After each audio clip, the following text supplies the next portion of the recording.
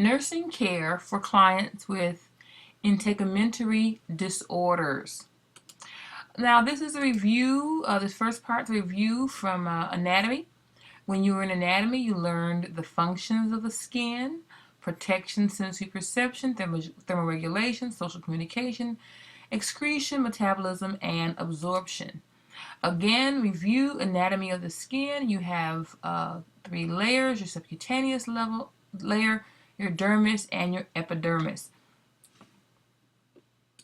Factors that can affect skin integrity. Again, factors are things you're going to assess for. Risk factors are things you're going to assess for or take into consideration when you are assessing and interviewing your client. You're looking at the genetics and heredity, age, if they have any chronic illnesses, related treatments, medications, or poor nutrition. Again, when we're looking at these factors that you're assessing for, you should be seeing a similarity as we go through each unit, where you should see a review of this or similarity between the things that we assess for. Because at this point, this juncture, this unit puts us at the halfway mark for the semester. And so at this point, because we're developing building blocks, you should be seeing some similarities. You'll be hearing some similar themes regarding what your perspective is when you are assessing your patient or interviewing them as a nurse. What are pressure or ulcers? They are lesions caused by unrelieved pressure that result in damage to underlying tissue. The problems can be acute or long-term in nature and can happen in any type of environment. And so you should be thinking, so what's the etiology or the cause? Well, common causes of pressure ulcers are the pressure on the bony prominences.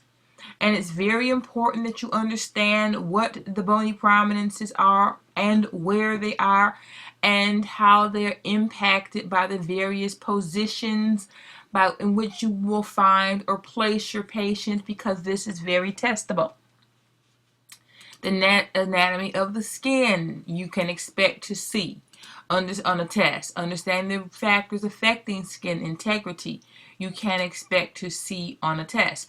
Understanding pressure points, very important concept that you can expect to revisit throughout your course of education as a nurse. At risk for pressure ulcer formation. These are situations or problems that put the patient at risk for pressure ulcers. Friction, shearing, immobility, anything wet, fecal urinary incontinence, decreased mental status. They can't remember to reposition themselves, diminished sensations from a stroke or some kind of neurovascular or neurological disease. Excessive body heat. We don't cover the patient well. They perspire. Their skin becomes moist. They break down. Advanced age. Your skin is more thin. It's more frail. You're on chronic medications that can affect your skin integrity. Chronic medical conditions. People who are on long-term steroids, asthmatics, emphysema, people who have cancer. They're going to have chronic medical conditions and medications that can affect the integrity of their skin. So when you're looking at a patient, we're looking at how do we assess the skin. The Braden Scale is the hallmark of skin assessment. It helps, the tool helps the nurse define how at risk is the patient for a skin ulcer. And you should review this in your book. We are going to review it in class, but it's very important. There are many types of scales for assessing skin. The only one I'm going to test you on is Braden. It is the, if you would, cornerstone of assessment and how we practice nursing in most of the facilities in our general area. All the scales are founded on the same principle.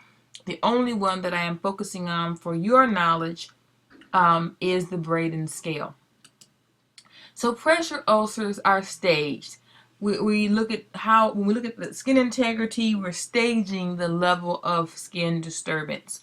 So based on the tissue destruction by layers. So your stage 1 ulcer is going to be your Your stage 1 ulcer is going to be your non-blanchable erythema which signal a potential for ulceration. So you really do need to know what hyperemia is from your book, hyperemia, and you really need to know what non-blanchable erythema is. You need to understand the difference between the two and know that stage 1, the non-blanchable erythema, is your stage 1.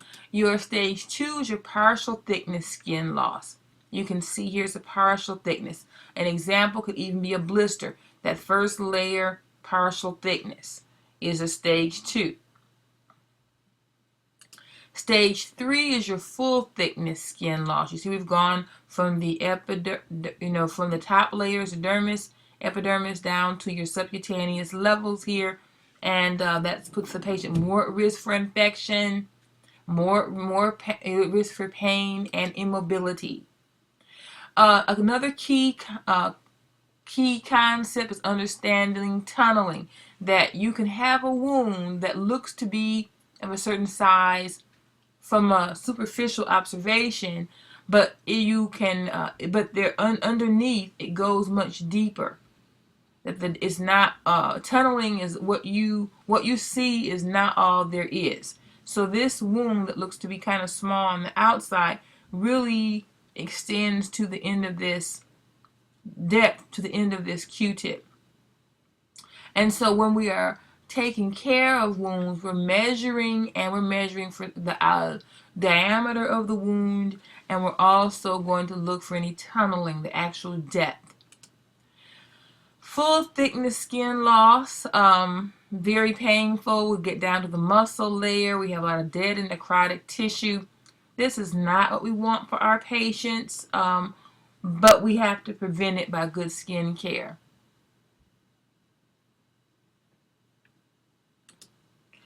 One key component also of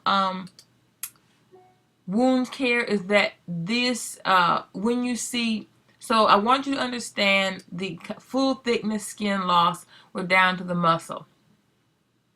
So we have, again, stage 1, non-blanchable erythema. We have stage 2, partial thickness skin loss. We have stage 3, full thickness skin loss. And we can have tunneling in there. Tunneling means that the wound is deeper than we are able to see. So we have to measure that. What happens in that wound like this, if there's a lot of tunneling, is generally the surgeon will have to go in and debride this. They'll have to go in and maybe take off this top layer or surgically remove it so that the skin can granulate properly, or they'll begin to pack this wound and try to get it to close in. So tunneling, this issue is a physician has to decide how he wants to treat it. If he wants to treat it by doing a surgical procedure, or if he wants to treat it by packing the wound. And again, we have our stage 4, the full thickness skin loss. What you need to understand is there are some wounds that cannot be staged because they have eschar on them. Eschar is dead tissue. A wound with eschar cannot be staged, and that's going to be a very testable question. Wounds that have eschar cannot be staged. Now, there's different methods by which wounds heal. We've talked about ulcers, what causes pressure ulcers. We need to stage pressure ulcers. Finally, we need to look at, and then we have ulcers that cannot be staged because they have eschar, and then there are ulcers that are deeper than we can perceive it might be because of their depth, and that's called tunneling. Then, how do wounds heal? There are two kinds of wound healing. Two kinds of wounds. Your primary intention wound is a surgical wound. It heals nice and even. The edges are intact and come together, and there's not a large scar. It's done intentionally. Primary wounds are intentional wounds, generally from surgical procedures. Secondary wound healing are pressure ulcers. They'll be larger. There's not a closing of the wound edges, and they are not done intentionally. You need to know the difference between primary wound healing and secondary wound healing. That's very testable. Phases of wound healing. Then you have your inflammatory response, your fibroblastic response, and your maturation phase. Again, these are defined in your book. What we do want, our goal is to have granulation happen, where the edges of the wound begin to heal and come together. We also want to maintain a nice wound bed. This is your wound bed. These edges are your granulation tissue. We want nice, clean granulation edges where the wound is closing in. And while the wound is healing, we want to maintain a nice, moist, red wound bed. Maceration is something that we don't. What's wrong with this today? Maceration we don't want. You see when moisture hits a wound is left to be moist. The edges become have greater potential for greater breakdown, and they don't heal. There's a greater chance of that wound becoming more infected. So you see this wound bed is not nice and pink. This wound bed is not as pink as it could be. We see those moist edges. It's not healing well. It's not clean. It's not good healing. So factors affecting healing. God, what is wrong with this today? Factors affecting healing are again, review. You see the same content over and over. Developmental considerations, lifestyle, smoking, nutrition, and medications. Complications of wound healing can be hemorrhage, infection, dehiscence with possible evisceration. The difference between a dehisced wound is a surgical wound that is coming apart. Evisceration is when you have generally an abdominal wound and that's come apart, and the abdominal contents are coming outside of the body. The difference between, you need to know the difference between dehiscence and evisceration. You'll see it again on a test. Your nursing management, again with wounds and skin, is to get a good history. You're going to inspect, palpate, treat wounds, prevent pressure ulcers, and then monitor your laboratory data for signs and symptoms of infection. You should be aware of the related nursing diagnoses that you'll find them in your book, and your goal is when you're assessing your patient, is to determine what qualifying characteristics does your patient present that correlate to the nursing diagnosis. And your goal in planning care is to deal with any risk for to address any risk for impaired skin integrity. If your patient has an ulcer, you want to provide good nutrition, hygiene, avoid further trauma, provide supportive devices, and do patient family education. Your goals are for in planning client care for impaired mobility or impaired tissue integrity are to take care of your wounds, keep the dressings clean and intact, provide supporting devices, immobilize them when necessary, apply cold and heat treatments when necessary. And then also, you should know, this is testable, the effects of heat and cold on skin, why we use heat and when we would use cold. That's well defined in your book. You need to understand the difference. What heat does. Heat provides vasodilation. It increases capillary permeability, or that blood goes to the wound to help it heal.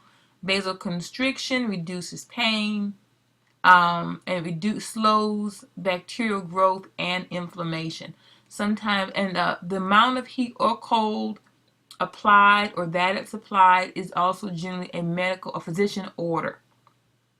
In some cases, like when a patient has a bad is febrile, with a very febrile, it would be appropriate then to pack the patient with ice to reduce the fever.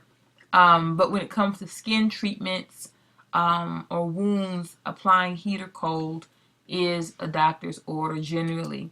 And just remember, an ounce of prevention is worth a pound of cure. Wounds are very expensive to heal. They cause pain and further complications for the patient. And by Joint Commission standards, bed sores are preventable with good nursing care. Bed sores, pressure ulcers are preventable with good nursing care. So when hospital facilities are deemed for when patients have a lot of pressure ulcers, the state evaluates them. They lose money or they can be cited. So it's important that you know that bed sores, pressure ulcers can be prevented.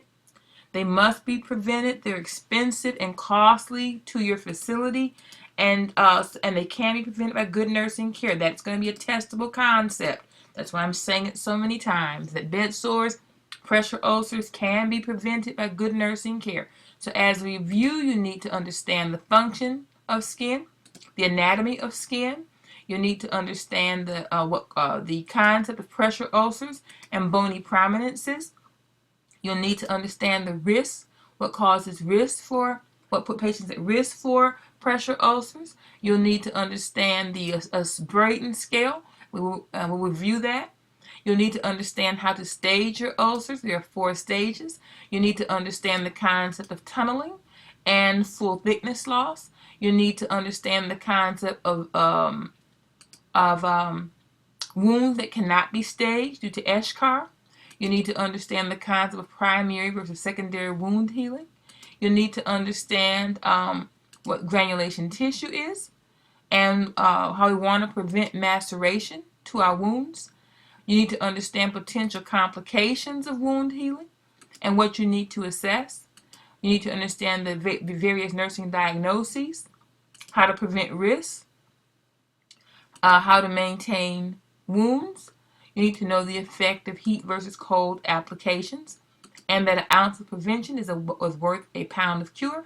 You as a nurse must prevent bed sores. Bed sores or pressure ulcers can be prevented by good nursing care. That is all for Unit 6. Make it a great day.